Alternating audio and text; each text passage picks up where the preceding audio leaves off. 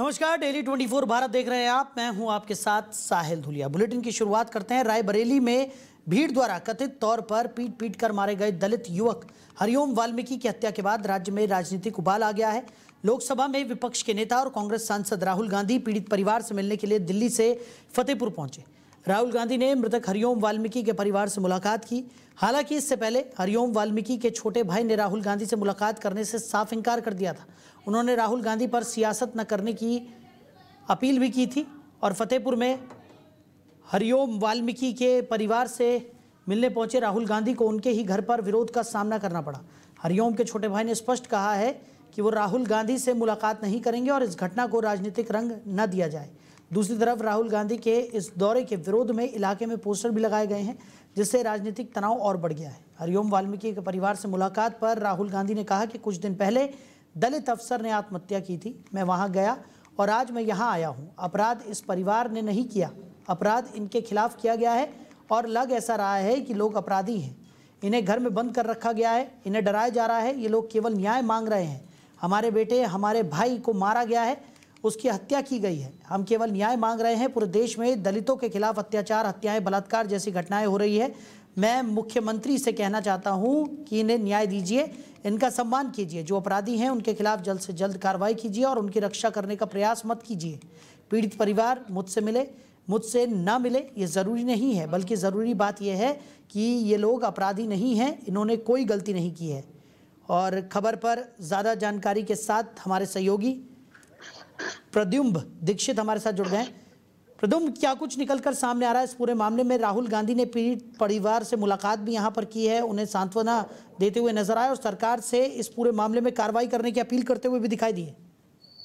बिल्कुल, हम आपको बताना चाहेंगे, राहुल गांधी जो आज फतेहपुर के दौरे पे थे और सुबह जो एयरपोर्ट पे उतरे थे, वहां से जो कानपुर से बाय रोड फतेहपुर गए और वहां जाकर के जो पीड़ित परिवार था, जिसको पीट पीट करके हत्या कर दी गई थी, उसको उन परिवार से मिले और साथ साथ में ही राहुल गांधी के साथ में जो अजय रात है, उनका भी ये कहना था कि जब से ये हुआ है, जब से हत्या हुई है उस लड़के की, तब से लगातार राहुल गांधी से बातचीत हो रही है। और राहुल गांधी वहां से मिलकर के उन्होंने जो एक आश्वासन दिया और साथ साथ में जो है सरकार से भी एक ये गुहार लगाई है, कहा है कि जो भी इनके साथ गलत हुआ है तो उनको न्याय मिलना चाहिए। वहीं अगर हम बात करें कि जिन लोगों ने इस घटना को अंजाम दिया है, उसमें अभी तक 16 लोगों की गिरफ्तारी हो चुकी है और आगे की भी अभी टीम गठित की गई है, जो अभी लगातार जो अन्य भी बचे हुए हैं लोग, उनको भी जल्दी से ही गिरफ्तार करके उनको भी सलाखों के पीछे भेजा जाएगा। जी प्रद्युम्न, वहीं अगर बात की जाए जिस तरीके से राहुल गांधी से मुलाकात करने के लिए जो पीड़ित परिवार है और जिस शख्स की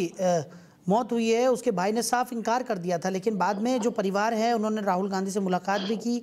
राहुल गांधी लगातार अपील करते हुए भी नजर आए सरकार से कि जल्द से जल्द इस पूरे मामले में कार्रवाई यहां पर होनी चाहिए। और साथ ही साथ राहुल गांधी ने कई बड़े आरोप भी यहां पर गढ़ दिए हैं। उनका साफ तौर पर यह कहना है कि अपराधियों को बचाने की कोशिश हो रही है। जी बिल्कुल, हम बताना चाहेंगे कि जो राहुल गांधी ने भी वहां जो परिवार से मिले थे, उनके जो वहां का जो युवक था जिसकी हत्या हुई, उसके जो बड़े भाई थे, उन्होंने राहुल गांधी से मिलने के लिए इनकार कर दिया था कि हम नहीं मिल सकते हैं। साथ साथ ही में हमारे साथ में जो है अन्याय हो रहा है, क्योंकि वो जो युवक था वो एक वाल्मीकि परिवार से था और उसको कुछ लोगों ने जो है पीट पीट करके बेरहमी से हत्या कर दी थी। तो उसी मामले में जो अभी तक उत्तर प्रदेश सरकार द्वारा जो कार्रवाई की गई है, तो वहीं राहुल गांधी ने ये सरकार पे आरोप लगाते हुए कहा है कि अभी तक जो अन्य अपराधी हैं उनको क्यों नहीं पकड़ा गया और जो परिवार है उससे मिलकर के उनको कहीं ना कहीं कुछ न कुछ एक राहत दिलाने के लिए जो भी बात सरकार के सामने रखी है। और अब वो परिवार जो है वो मिलने के लिए तैयार हो गया था। तो वहीं मुलाकात करने के बाद में जो राहुल गांधी हैं उनको आसम जाना था, जो वहाँ के लिए वो रवाना हो चुके हैं। जी चलिए प्रद्युम्न, हमारे साथ जुड़ने के लिए, इस तमाम जानकारी के लिए आपका बहुत शुक्रिया।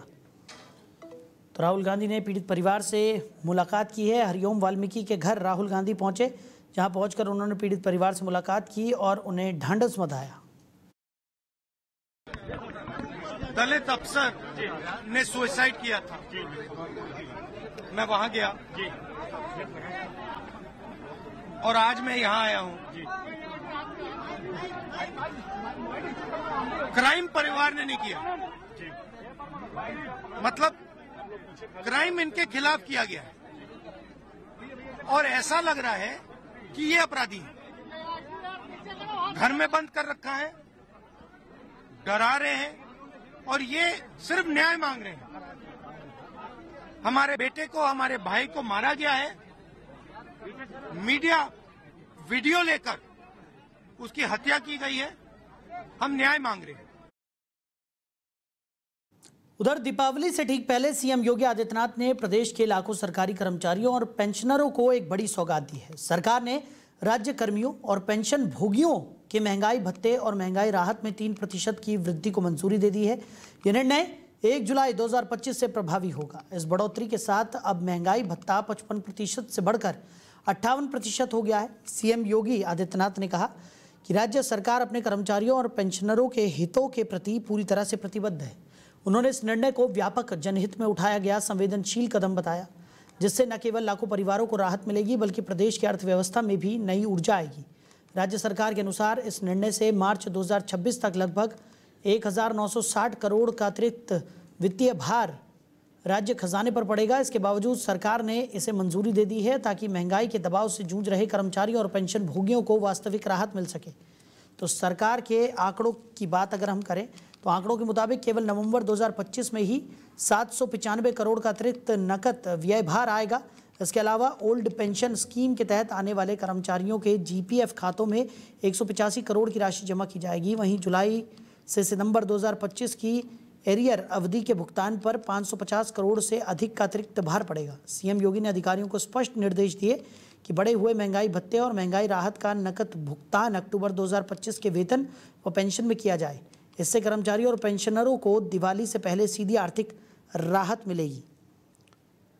तो खबर पर ज़्यादा जानकारी के साथ प्रदुम दीक्षित हमारे सहयोगी हमारे साथ जुड़ गए हैं। प्रदुम, दिवाली से पहले योगी सरकार ने ये बड़ी राहत कर्मचारियों और पेंशन भोगियों को यहाँ पर दी है और काफ़ी बड़ी आर्थिक राहत यहाँ पर इन पेंशन भोगियों को और कर्मचारियों को मिलने वाली है। क्या कुछ जानकारी?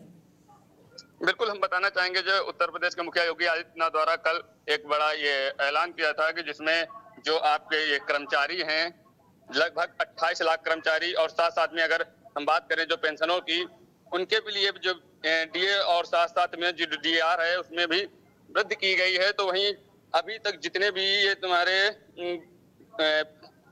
फैसले के तहत अब राज्य के 16.35 लाख पात्र कर्मचारी और साथ ही में 11.52 लाख पेंशनरों को पारिवारिक और पेंशनरों के साथ साथ में 1 जुलाई से जो ये प्रस्ताव हुआ है इसको लेकर के अगर हम बात करें तो ये 1 जुलाई से लागू होगा। लेकिन उसके पहले भी अभी जो ये भत्ता है जिसमें वृद्धि की गई है कि अब पहले जो था वो 55 था, अब वो 58 कर दिया गया है। तो इसको लेकर के दिवाली के पहले भी जितने भी कर्मचारी हैं और पेंशन है इनको जल्द से जल्द इसका जो है लाभ मिलेगा। और वहीं अगर हम बात करें जो अन्य भी अभी रह गए प्रस्ताव वो भी जो है 1 जुलाई से लागू किए जाएंगे।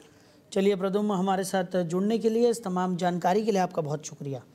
तो योगी सरकार ने दिवाली से पहले ये बड़ा गिफ्ट कर्मचारियों और पेंशन भोगियों को दिया है। 28 लाख कर्मचारियों को आर्थिक लाभ यहाँ पर मिलने वाला है। पेंशनरों के महंगाई भत्ते में 3% की वृद्धि यहाँ पर की गई है और कर्मचारियों के भत्ते में भी 3% की वृद्धि यहाँ पर कर दी गई है, जो कि अब 55 से बढ़कर 58% यहाँ पर कर दिया गया है। तो 1 जुलाई 2025 से ये लागू भी हो गया है। वहीं रामनगरी अयोध्या दुल्हन की तरह सज धज के तैयार हो रही है। अब इंतजार है 19 तारीख का, जब दीपक से पूरी अयोध्या जगमग होगी। सीएम योगी आदित्यनाथ खुद मॉनिटरिंग कर रहे हैं। अब की बार दीप उत्सव कुछ खास होने वाला है। जगह जगह पर लाइटों की व्यवस्था कर दी गई है। 51 घाट पर दीप उत्सव मनाया जाएगा और हेलीकॉप्टर से फूलों की वर्षा भी की जाएगी। जो राम भक्त रामनगरी अयोध्या पहुंच रहे हैं वो भाव से विभोर हो जाएंगे। दीपोत्सव स्थल पर लगभग सभी तैयारियां पूरी कर ली गई हैं। अब फाइनल टच दिया जा रहा है। अलग अलग घाटों पर दीपक और तेल पहुंचने का सिलसिला भी शुरू हो चुका है। अवध विश्वविद्यालय के 35,000 वॉलंटियर्स एक नया विश्व रिकॉर्ड बनाने की तैयारी भी कर रहे हैं। और ख़ास बात ये भी है कि इस बार वॉलंटियर्स एक ही ड्रेस में नजर आएंगे। तो 52 घाटों पर 30 लाख से ज़्यादा दीपक लगाए जाएंगे। इस बार का दीपोत्सव कई मायनों में ऐतिहासिक होगा, क्योंकि राम की पैड़ी पर जहाँ 28 लाख से ज़्यादा दियों को बिछाया जाएगा, तो वहीं 26,11,101 दीपक जलाकर वर्ल्ड रिकॉर्ड बनाने की तैयारी चल रही है। तो दूसरी तरफ राम की पैड़ी के जलधारा में त्रेता युग का नज़ारा राम भक्तों को देखने को मिलेगा। जिस तरह त्रेता युग में जब प्रभु राम अयोध्या पहुंचे थे और अयोध्या वासियों ने उनका स्वागत किया था, ठीक उसी प्रकार इस कलयुग में भी अयोध्या दीपावली के मौके पर नजर आएगी, जब राम की नगरी को दुल्हन की तरह सजाया जाएगा और पूरे विश्व की निगाहें अयोध्या पर टिकी होंगी। वहीं खुशियों के पर्व दीपावली पर इस बार चाइनीज दियों की जगह मिट्टी और गोबर के बने खास दियों से जौनपुर ही नहीं बल्कि अयोध्या, काशी, हरिद्वार, यहाँ तक कि देश विदेश, अमेरिका तक जगमगाएगा। हर घर घर रोशन होगा। जौनपुर की मुस्लिम महिलाएं इस दीपावली मिट्टी और गोबर से खास तरह का डिज़ाइन किया हुआ दीपक तैयार कर रही हैं। मुस्लिम महिलाओं की ये कारीगरी सांप्रदायिक सौहार्द की मिसाल भी पेश कर रही है। आपको बता दें कि ज़िले के जलालपुर विकासखंड के महिमापुर गांव में उत्तर प्रदेश ग्रामीण आजीविका मिशन के तहत गठित मिल्की समूह की 11 महिलाएं दिवाली से पहले दिन रात मेहनत कर रही हैं। इसमें 7 मुस्लिम और 4 हिंदू महिलाएं शामिल हैं। गांव की ये महिलाएं शिक्षित नहीं हैं, लेकिन अपने हुनर से उन्होंने पूरे ज़िले का नाम रोशन कर दिया है। समूह की अध्यक्ष जाफरून हाशमी बताती हैं कि पीएम मोदी स्वदेशी अपनाओ के तहत इस बार हम लोगों को स्वदेशी अपनाने और सभी महिलाओं ने मिलकर ये काम शुरू कर दिया है। सरकार से अभी कोई आर्थिक सहायता नहीं मिली है, लेकिन हमने आपस में पैसे जोड़कर दीपक बनाना शुरू किया। अब तो देश विदेश से ऑर्डर भी आने लगे हैं। हमारा नाम जाफर निजाज अहमद है। हमारे गांव का नाम महिमापुर जलालपुर है और हमारे समूह का नाम मिल्की स्वयं सहायता समूह है, जिसमें हम 12 महिलाएं मिलकर दीपक बनाने का कार्य करते हैं। हमारा दीपक मुंबई, अमेरिका, हमारे विकास भवन, हमारे जानने वाले जितने भी लोग हैं सभी लोग हमारे दीपक को लेते हैं और इसको दीपावली के पर्व पर जलाते हैं। हमारा नाम जाफर। हमारा नाम एजाज, अपना नाम से बताएं जी। मेरा नाम एजाज अहमद है और मिल्की स्वयं सहायता समूह द्वारा जो है ये दीपक बनाया जाता है, जिसके अध्यक्ष मेरी वाइफ है। इसमें 12 महिलाओं को लेके वो ये दीपक को तैयार करती हैं और ये जो दीपक है वो अपने देश के अलावा दूसरे देशों में भी डिमांड की जा रही है। अपने देश के कोने कोने में तो जा ही रही है, जौनपुर के अलावा दूसरे जिलों में और प्रदेशों में, इसके साथ साथ जो है दूसरे देशों में भी। और ये जो दीपक है इसकी सबसे बड़ी खास बात यह है कि 1.5 घंटे से ज़्यादा जलती है। वहीं झांसी के मऊरानीपुर में पिछले दिनों होटल में प्रेमी संग पकड़ी युवती के मामले में एक नया मोड़ सामने आ गया है, जहां अवैध संबंधों के शक में युवती के परिजनों ने पड़ोसी युवक को पकड़कर जमकर मारपीट की थी। अब महिला ने अपने उसी पड़ोसी पर ब्लैकमेल कर शारीरिक शोषण करने का गंभीर आरोप लगाया है। पीड़िता का कहना है कि आरोपी पिछले 1.5 साल से उसे धमकाकर संबंध बनाने और पैसे वसूलने के लिए मजबूर कर रहा था। महिला को यह धमकी भी देता था कि अगर वो उससे दोस्ती नहीं करेगी तो उसकी पुरानी तस्वीरें और वीडियो उसके पति और परिवार वालों को दिखाकर सोशल मीडिया पर वायरल कर देगा। इस धमकी के चलते महिला दबाव में आ गई और आरोपी की बातों को मानने पर मजबूर हुई। पीड़िता का आरोप है कि पड़ोसी युवक ने लगभग 4 लाख रुपए ब्लैकमेल कर वसूले और उसे होटल बुलाकर जबरन दुष्कर्म भी किया। बाहर निकलते वक्त पीड़िता के ससुराल वाले मौके पर पहुंच गए, जिसके बाद पूरी घटना का खुलासा हुआ। वहीं अब पीड़िता ने एसएसपी कार्यालय पहुंचकर एसएसपी से कानूनी कार्रवाई की गुहार लगाई है। अभी हम झांसी में आए हैं और यहाँ पे हम अपनी न्याय मांगने आए हैं। क्या घटना घटी आपके साथ, उसकी घटना बताइए।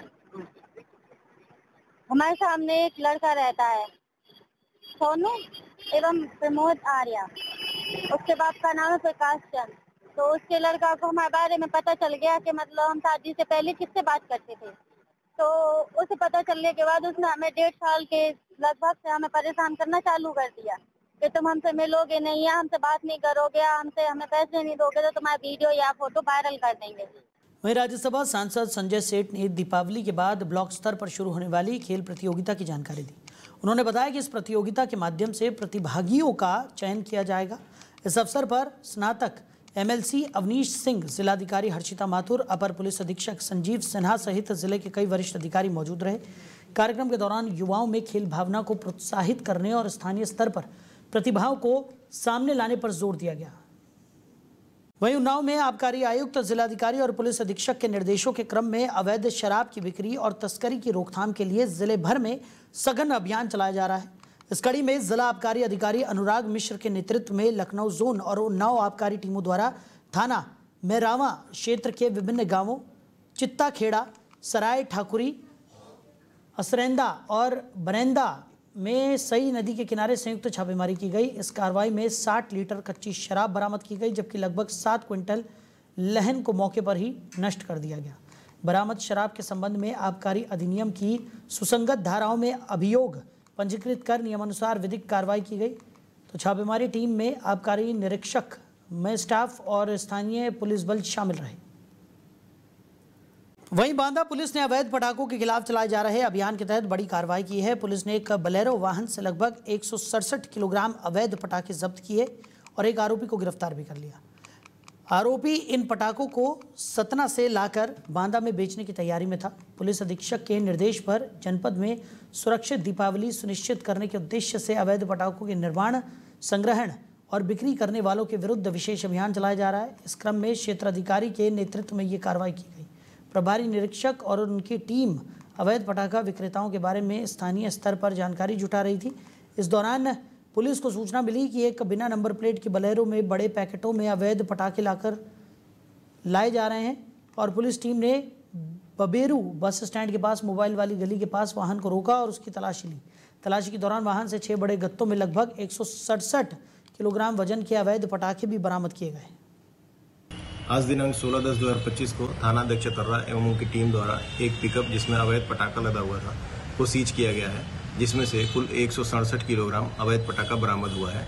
इसके संबंध में फील्ड यूनिट एवं बम डिस्पोजल टीम को आवश्यक कार्रवाई हेतु सूचित करते हुए प्रकरण में अभियोग पंजीकृत कर वैधानिक कार्रवाई प्रचलित है। वहीं भारत के अंतरिक्ष क्षेत्र में युवाओं को प्रोत्साहित करने के उद्देश्य से राष्ट्रीय स्तर की IN स्पेस कैनसेट प्रतियोगिता और model rocketry India student competition का आयोजन अब कुशीनगर में होने जा रहा है। 27 से 29 अक्टूबर तक कुशीनगर के तमकुही राज में आयोजित होने वाले इस आयोजन के लिए इसरो, इन स्पेस और ASI मिलकर तैयारियां कर रहे हैं।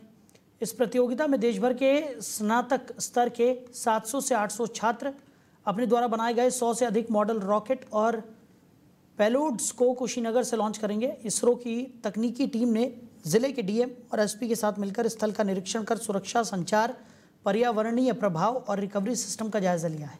देश के इस पिछड़े माने जाने वाले क्षेत्र में इतने बड़े राष्ट्रीय आयोजन से कुशीनगर के लोगों में भारी उत्साह देखने को मिल रहा है। इसरो की पहल से यह आयोजन न सिर्फ युवाओं को प्रेरणा देगा बल्कि कुशीनगर में भी एक बड़ा कदम साबित हो सकता है। वहीं झांसी में JDA ने बड़ी कार्रवाई करते हुए बिना नक्शा पास संचालित विवाह घर को सील कर दिया है। कार्रवाई झांसी के इलाहाबाद बैंक चौराहे स्थित आशीर्वाद गार्डन में की गई है। झांसी विकास प्राधिकरण यानी कि JDA ने शहर में बड़ी कार्रवाई की है। इलाहाबाद बैंक चौराहे के पास स्थित आशीर्वाद गार्डन नामक विवाह घर को JDA की टीम ने सीज कर दिया। दरअसल विवाह घर के संचालक को JDA की ओर से पहले ही नोटिस भेजा गया था जिसमें नक्शा पास कराने के निर्देश दिए गए थे, लेकिन निर्धारित समय में जवाब न मिलने पर JDA की टीम मौके पर पहुंची और कार्रवाई करते हुए पूरे विवाह घर को सील कर दिया। इस कार्रवाई से शहर के अन्य अवैध निर्माण संचालकों में हड़कंप मचा हुआ है। वहीं लखीमपुर खीरी में औषधि विभाग और पुलिस ने छापेमार कार्रवाई में गोला के पीयूष मेडिकल स्टोर और एजेंसी पर बड़ी मात्रा में नशीली और प्रतिबंधित दवाओं को बरामद किया है। ये दवाएं गोला गोकरनाथ के मेडिकल स्टोर पर बेची जाती थी, जिनकी सप्लाई आसपास के जिलों में भी बताई जा रही है। इस कार्रवाई में 37 डिपो में 6 लाख से ज्यादा की संख्या में 70 लाख कीमत के नशीली कैप्सूल भी बरामद किए गए हैं। यह आसपास के जिलों और कहां बेचे जाते थे इसकी छानबीन पुलिस कर रही है। इसमें 3 लोगों को गिरफ्तार भी किया गया है। वहीं उत्तर प्रदेश के महोबा जिले से एक प्रेरणादायक तस्वीर सामने आई है। मिशन शक्ति अभियान 5.0 के तहत महोबा की कुलपहाड़ तहसील में छात्राओं को प्रशासन की कमान दी गई। कंपोजिट कन्या उच्च प्राथमिक विद्यालय कुलपहाड़ की छात्राओं को एक दिन के लिए जिम्मेदारी सौंपी गई। कक्षा 7 की छात्रा हर्षिता को SDM और कक्षा 8 की छात्रा अंजलि को तहसीलदार बनाया गया। दोनों छात्राओं ने कार्यभार ग्रहण कर न केवल फरियादियों की समस्याएं सुनी बल्कि विभागीय कार्यों का भी निपटारा किया। इस मौके पर SDM डॉक्टर प्रदीप कुमार और तहसीलदार प्रमित सचान ने छात्राओं को अधिकार सौंपते हुए हौसला भी बढ़ाया। इस पहल ने बेटियों को सशक्त बनाने की दिशा में एक और मजबूत कदम जोड़ा है। वहीं उत्तर प्रदेश सरकार की मिशन शक्ति योजना के तहत बेटियों को सशक्त बनाने का अभियान लगातार जारी है। ऐसा ही एक प्रेरणादायक उदाहरण मैनपुरी जिले के सुल्तानगंज विकास खंड से सामने आया, जहां पिछले वर्ष हाई स्कूल बोर्ड परीक्षा में जिले में 4था स्थान पाने वाले मेधावी छात्रा प्रशंसा शाक्य को एक दिन का ब्लॉक प्रमुख बनाया गया। इस अवसर पर वर्तमान ब्लॉक प्रमुख कश्मीर सिंह राजपूत ने औपचारिक रूप से त्यागपत्र दिया और प्रशंसा को कार्यभार सौंपा। प्रशंसा शाक्य ने पदभार संभालते ही ग्राम प्रधानों, BDC सदस्यों और जिला पंचायत प्रतिनिधियों के साथ बैठक की और उनकी समस्याएं सुनी। प्रशंसा ने बताया कि समस्याओं के निराकरण के लिए संबंधित अधिकारियों को निर्देशित कर दिया गया है। उन्होंने शिक्षा को समाज का सबसे सशक्त हथियार बताया और कहा कि भविष्य में ये IAS बनकर लोगों की सेवा करना चाहती हैं। इस अवसर पर ब्लॉक प्रमुख कश्मीर सिंह ने भी प्रशंसा कर और उनके हौसले की सराहना भी की और कहा कि ये कदम बेटियों को आगे बढ़ाने में प्रेरणा बनेगा। इस बिटिया के यूपी बोर्ड से 95 17 इसके प्रतिशत अंक आए थे और मैंने सारी प्रक्रिया पूरी करने के बाद अपनी ब्लॉक प्रमुखी की 1 दिन का इस्तीफा देकर उसको वर्तमान ब्लॉक प्रमुख आज के दिन के लिए बनाया गया। उसके लिए हार्दिक शुभकामनाएं बधाई। सर, जिस तरह से हमने इसको ब्लॉक प्रमुख क्या निर्देश देना चाहते हैं उन महिलाओं को जो उद्देश्य क्या है? उद्देश्य है कि महिलाओं को अपनी बेटी जो घर से निकलकर स्कूल तक गई है उसके हौसले बढ़ाने के लिए मैं अपनी भी बेटियों को कहना चाहूँगा कि आज इस कुर्सी पे इसको बैठा है कि हमारी भी कुर्सी पर हमारी बेटी जैसी सब बैठे, इतनी योग्यता में है कि अपने देश का नाम रोशन करें। वहीं मुजफ्फरनगर जिले से एक बड़ी खबर सामने आ रही है, जहां पुलिस और गौकश के बीच मुठभेड़ हो गई। ये मुठभेड़ रतनपुरी थाना क्षेत्र के कल्याणपुर चौकी के पास हुई, जहां पुलिस ने जवाबी कार्रवाई में शातिर गौकश शाबिर को गोली मारकर घायल कर दिया। आपको बता दें कि आरोपी शाबिर पर गौकशी के आधा दर्जन से ज़्यादा मुकदमे दर्ज हैं और वो बुढ़ाना क्षेत्र के गौकशी के एक केस में वांछित चल रहा था। पुलिस ने मौके से एक बाइक, तमंचा और कारतूस भी बरामद किया है। घायल आरोपी को पुलिस ने अस्पताल में भर्ती कराया। तो दीपावली और भाई दूज जैसे पावन त्योहारों को देखते हुए मुजफ्फरनगर जनपद में खाद्य विभाग पूरी तरह से सतर्क हो गया है। 8 अक्टूबर से लगातार चल रहे विशेष अभियान के तहत मिलावटखोरों पर शिकंजा कसने का काम किया जा रहा है। फूड विभाग ने अब तक 66 खाद्य सामग्रियों के सैंपल लिए हैं।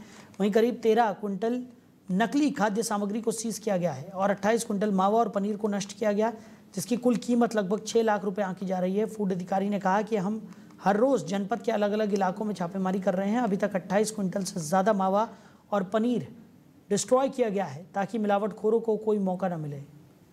जगह जगह जाकर छापेमारी की जा रही है, क्या है पूरा मामला? इस समय दीपावली भाई दूज का पर्व है, तो इस अवसर पर मिठाइयों की मांग बढ़ जाती है, खोआ और पनीर वगैरह की। तो इस समय मिलावट होने का थोड़ी संभावना अधिक होने के मद्देनज़र इस समय विभाग द्वारा विशेष अभियान चला करके जगह जगह प्रवर्तन कार्रवाई की जाती है। वहीं रायबरेली जनपद के लालगंज तहसील के खीरो क्षेत्र में एक विशेष कार्यक्रम के तहत ग्रामीण क्षेत्रों में एलपीजी सुरक्षा जागरूकता और समयबद्ध आपूर्ति सुनिश्चित करने वाले प्रतिष्ठान को सम्मानित किया गया। ठाकुर बख्श प्रकाश एंटरप्राइजेस एचपी गैस वितरण केंद्र खीरो के प्रवर्तक जितेंद्र सिंह को उप जिलाधिकारी मिथिलेश त्रिपाठी ने प्रशस्ति पत्र देकर सम्मानित किया। ये सम्मान उन्हें ग्रामीण उपभोक्ताओं के बीच एलपीजी सुरक्षा को लेकर जागरूकता फैलाने और समय पर गैस आपूर्ति सुनिश्चित करने के लिए दिया गया। इस अवसर पर एसडीएम मिथिलेश त्रिपाठी, पूर्ति निरीक्षक दिव्यांशु सिंह सहित कई अधिकारी मौजूद रहे। कार्यक्रम में एलपीजी सुरक्षा वैन को हरी झंडी दिखाकर रवाना किया गया, जो गांव-गांव जाकर लोगों को गैस सुरक्षा की जानकारी देगी और गैस से जुड़ी दुर्घटनाओं की रोकथाम के प्रति लोगों को जागरूक भी करेगी। जी, मैं पूर्ति निरीक्षक खीरो और आज तहसील से एसडीएम सर द्वारा एलपीजी सुरक्षा वैन का संचालन किया गया है। ये वैन इसको हरी झंडी एसडीएम सर ने दी है। ये वैन गांव-गांव में जाकर ग्रामीणों को और स्पेशली महिलाओं को जागरूक करेगी एलपीजी के यूजेज को लेके। जैसे ग्रामीण क्षेत्रों में देखा गया है, महिलाओं में अवेयरनेस ना होने के कारण अक्सर दुर्घटनाएं होती रहती हैं। तो इसमें इनको ये जागरूक किया जाएगा कि इसका रखरखाव कैसे करना है, सिलेंडर को जैसे पाइप को टाइमली चेंज करना या रेगुलेटर को चेक करके उसमें लीकेज आ रहा है या नहीं आ रहा है, उसके प्रति जागरूक करके ग्रामीणों की सेफ्टी के लिए स्पेशली इस वैन को तहसील से आज हरी झंडी देके लॉन्च किया गया। तो फिलहाल इस बुलेटिन में मेरे साथ इतना ही। आप बने रहिए। नमस्कार।